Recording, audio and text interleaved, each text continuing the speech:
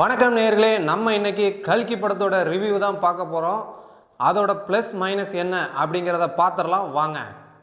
இறைவனுள் அனைத்து உயிர்களும் உள்ளது. அந்த இறைவனின் உயிர் தங்கள் கருவில் உள்ளது. கல்கி இந்த படத்தோட பிளஸ் பாயிண்ட் என்னன்னு பாத்தீங்கன்னா VFX and graphics and animation தான். Mad Max Fury Road, Dune, Avengers அந்த படங்களோட வரிசையில் இதுவும் ரொம்ப நல்லாவே கிராபிக்ஸ் பண்ணியிருக்காங்க. அந்த படங்களோட சாயல் இதுல ரொம்ப அதிகமாகவே தெரியுது. இந்த தடவை ப்ரிப்பேர்டா வந்திருக்கேன். ஆனாலும் நம்ம இந்திய தரத்துக்கு ஏற்ற மாதிரி அந்த பட்ஜெட்டுக்கு ஏற்ற மாதிரியான கிராபிக்ஸ் அண்ட் VFX சூப்பராகவே கொடுத்துருக்காங்க. அதுவும் இல்லாமல் 3Dல பார்க்கறதுனால குழந்தைங்களுக்கு ஒரு நல்ல என்டர்டைன்மெண்ட்டாகவே இருக்கும். இந்தியாவிலேயே அதிக பட்ஜெட்டில் இந்த படம் உருவாகி இருக்கிறது அதோட கிராஃபிக்ஸ் மட்டும் VFXலேயே சூப்பராக தெரியுது. அது மட்டும் இல்லாமல் 3Dல இருக்கிறதுனால குழந்தைங்களுக்கு ஒரு நல்ல என்டர்டைன்மெண்ட்டாகவே இருக்கும். குடும்பத்தோட கண்டிப்பாக போய் பாருங்க, ஒரு புது எக்ஸ்பீரியன்ஸாக இருக்கும். இன்னைக்கு இவளை கொண்டுட்டா சந்ததி எப்படி இருக்கும்? படத்தோட மைனஸ் என்ன அப்படின்னு பார்த்தீங்கன்னா ஃபர்ஸ்ட் ஹாஃப் சூற மொக்க. என்னோட இந்த சைடு உட்காந்துருந்த ஒரு 4 பேர், இந்த சைடு உட்காந்துருந்த ஒரு 5 பேர் ரொம்ப நல்லாவே கொரட்டை விட்டு தூங்கிட்டாங்க. அந்த அளவுக்கு முதல் பாதி ரொம்பவே நம்மளை சோதிச்சுட்டாங்க, சூற மொக்கையாக எடுத்துட்டாங்க. அதுவும் பிரபாஸை காமெடி பண்ணுறங்கிற பேரில் ரொம்பவே இதாக பண்ணிட்டாங்க. அது ரொம்ப மொக்கையாக இருந்துச்சு. அது மட்டும் இல்லை, ஃபைட் சீன்ஸு ரொம்ப லென்த்துங்க. ஃபர்ஸ்ட் ஹாஃபில் வர்ற ஃபைட் சீன்லாம் ஏன்டா எங்களை விட்டுருங்கடா அப்படின்ற அளவுக்கு ரொம்ப சூற மொக்கையாக பண்ணிட்டாங்க. அதுதான் படத்தோட ஒரு சின்ன மைனஸ் பாயிண்ட். படத்தோட இன்னொரு ப்ளஸ் பாயிண்ட் என்னன்னு பார்த்தீங்கன்னா ஜெட் வேகத்தில் போகுது அப்படின்னு சொல்ல முடியாது, ஆனால் ஒரு ஏரோப்ளேன் வேகத்தில் போகுது. அந்த அளவுக்கான ஒரு செகண்ட் ஹாஃப் தான். அதுவும் மகாபாரதம், ராமாயணம் இதை மாதிரியான இதிகாசங்களை படித்து தெரிஞ்சுக்கிட்டவங்களுக்கும் அதில் ரொம்ப இன்வால்வாக இருக்கிறவங்களுக்கும் இந்த செகண்ட் ஹாஃப் ரொம்ப அருமையாகவே இருக்கும். அந்த அளவுக்கு பிரமாதமாகவே திரைக்கதை எழுதியிருக்காங்க. ரொம்ப இன்ட்ரெஸ்டிங்காகவும் இருக்குது. அதனால் செகண்ட் ஹாஃப் படத்தோட மிகப்பெரிய பலன்னு சொல்லலாம். படத்தோட மைனஸ் என்னன்னு பார்த்தீங்கன்னா லென்த்துங்க.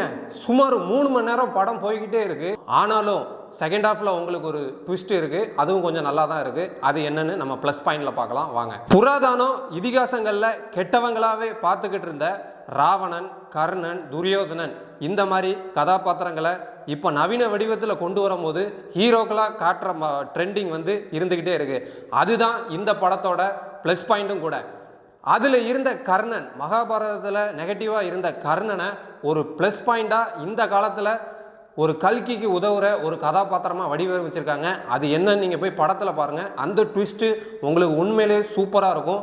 KGF லெவலுக்கும் பாகுபலி அளவுக்கு ஒரு பில்டப்பு அந்த இடத்துல நம்ம ரெபல் ஸ்டாருக்கு வருது. அது உண்மையிலே ரொம்ப சூப்பராகவே இருக்கு. ஒரு பெரிய பவுண்டி. ஆனால் இந்த படத்தில் ஒரு சின்ன மைனஸ் பாயிண்ட் இருக்குங்க. ஏன்னா Avengers, Mad Max Fury Road, Dune இந்த மாதிரி ஹாலிவுட் படங்களை பார்த்தவங்களுக்கு அந்த கதைகள் ரொம்ப வருதுங்க. நம்ம தோர் வராரு அடிக்கடி. தோர் ஒரு சுத்தியல் வச்சிருப்பாரு. சல்லுன்னு கையை நீட்டினா ஒரு சுத்தியல் வந்திருக்கும். அந்த சுத்தியலை இதில் ஒரு கம்பா மாற்றிட்டாங்க. அதுக்கு ஒரு ஃப்ளாஷ்பேக் வச்சுருக்காங்க. அது என்னன்னு நம்ம ப்ளஸ் பாயிண்டில் பார்க்கலாம். அந்த மாதிரி அவெஞ்சர்ஸ், தோர், எண்டு கேம் இது அதுண்டு ஏகப்பட்ட ஹாலிவுட் படங்கள் வர்றது ரொம்பவே ஒரு மைனஸ் பாயிண்டாக இருக்குங்க படத்துக்கு. இந்த படத்தோட மிகப்பெரிய பலம் யாருன்னு பார்த்தீங்கன்னா நம்ம அமிதாப் சார் தான். அவர் நெத்தியில் ஒரு ஒளி வச்சுக்கிட்டு ஒரு கேரக்டர் பண்ணியிருக்காரு, அஸ்வத்தாமன். அவரோட ஃப்ரெண்டாக தான் நம்ம ரெபல் ஸ்டார் நடிச்சிருக்காரு. அமிதாப் சண்டை போடுற சீன்கள் எல்லாமே அமிதாப் சார் சூப்பராகவே ஒரு சீனியர் ஆக்டர் அப்படிங்கிறத நிரூபிச்சிருக்காரு. அவ்வளவுக்கு அளவு சூப்பராக அவர் பெர்ஃபார்மன்ஸ் பண்ணியிருக்காரு. அவர் வர்ற சீன்கள் எல்லாம் நமக்கு கூஸ் பம்ப்ஸ் ஆகுது. அதே நேரத்தில் பார்த்தீங்கன்னா பிரபாஸோட என்ட்ரி அது ரொம்ப நல்லாவே இருந்துச்சுன்னு சொல்லலாம். செகண்ட் ஹாஃபில் பார்த்தீங்கன்னா அவர் ஒரு டிரான்ஸ்ஃபர்மேஷன் ஆவார். அதில் அவர் கொடுத்துருக்க எக்ஸ்பிரஷன்ஸ் ரொம்ப சூப்பராகவே இருக்குது. அவரோட டயலாக் டெலிவரியும் ரொம்ப நல்லாவே இருக்குது. அவர் தான் ஒரு ரெபல் ஸ்டார் ஆச்சே, அதுக்கு ஏற்ற மாதிரி ரசிகர்களை குசிப்படுத்துறதுக்காக அந்த அவர் இருக்கிற டீமுக்கு ரெபல் டீம் அப்படின்னு பேர் வச்சுருக்காங்க. அதுவுமே படத்தில் நல்லாவே ஒர்க் அவுட் ஆயிருக்கு. படத்தோட மியூசிக் அதில் உள்ள ப்ளஸ் பாயிண்ட் அண்ட் மைனஸை பார்த்துடலாம். பாட்டுலாம் ரொம்பவே சோதனைக்கு சோதனை, சூற மொக்க. ஆனால் அந்த மியூசிக்லேயே நம்ம சந்தோஷ் நாராயணன் பேக்ரவுண்ட் ஸ்கோர் கொடுத்துருக்காது. அது ரொம்பவே அருமையாக இருக்குது. அந்த ஃப்ளாஷ்பேக் போர்ஷனில் மகாபாரதம் வர்ற சீனுக்கு கொடுத்துருக்க ஃப்ளாஷ்பேக்காக இருக்கட்டும், நம்ம ரெபெல் ஸ்டார் பிரபாஸ் வர்ற சீனுக்காக இருக்கட்டும், அமிதாப் வர்ற சீனுக்காக இருக்கட்டும், எல்லாத்துக்குமே பேக்ரவுண்ட் ஸ்கோர் உண்மையிலே அற்புதமாக பண்ணியிருக்காரு. அது ஒரு எனர்ஜெட்டிக்காகவே இருக்குது. அதிக பொருட்செலவில் இந்தியாவில் இருக்கிற பேன் ஸ்டார்ஸ் எல்லாத்தையும் வச்சு மல்டி ஸ்டாரராக உருவாக்கியிருக்க இந்த கல்கி படத்தை 3D தொழில்நுட்பத்தில் ரொம்ப அழகாகவே கொண்டு வந்திருக்காங்க. நீங்கள் எல்லாரும் கண்டிப்பாக தேட்டரில் போய் பாருங்கள். உங்களுக்கு ஒரு புது எக்ஸ்பீரியன்ஸாகவே இருக்கும். நன்றி, வணக்கம். யோ, என் தலைவரை பற்றி கொஞ்சம் சொல்லியா? உங்கள் தலைவரா? யோ, யாரையா நீ? நண்டு சுண்டுக்கெல்லாம் ரசிகர் மன்றம் ஆரம்பிச்சுட்டு உங்கள் தொல்லை வேற தாங்க முடியல. என் தலைவரை நீ மறந்துட்டல? யாரையா உன் தலைவர்? என் தலைவர் யாரா? உலக நான் ஃபேனியா நானு. ஐயோ, ஆமால, ஆண்டவரையே மறந்துட்டேன்.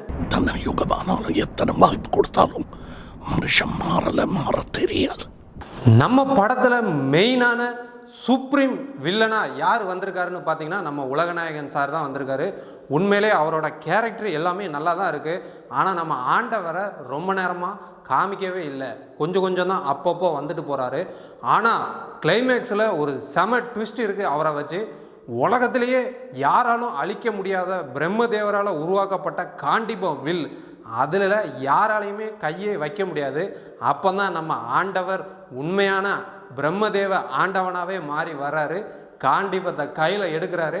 அப்படியே செகண்ட் பார்ட்டுக்கு லீடை வச்சு முடிச்சிருக்காங்க. கண்டிப்பாக செகண்ட் பார்ட்டு ரொம்ப அருமையாகவே வரும். அதுலேயாவது எங்கள் ஆண்டவரை நிறைய காட்டுங்கப்பா. தெலுங்கு ஃபேன்ஸ், தெலுங்கு டைரக்டர்ஸ், எங்கள் ஆண்டவரை காட்டுங்க. நம்மளோட இந்த படத்துக்கான ரேட்டிங் என்னன்னு பார்த்தீங்கன்னா 10க்கு தாராளமாகவே 7.5 கொடுக்கலாம். அந்த அளவுக்கு படம் ஒர்த்து தான். கண்டிப்பாக போய் பாருங்கள்.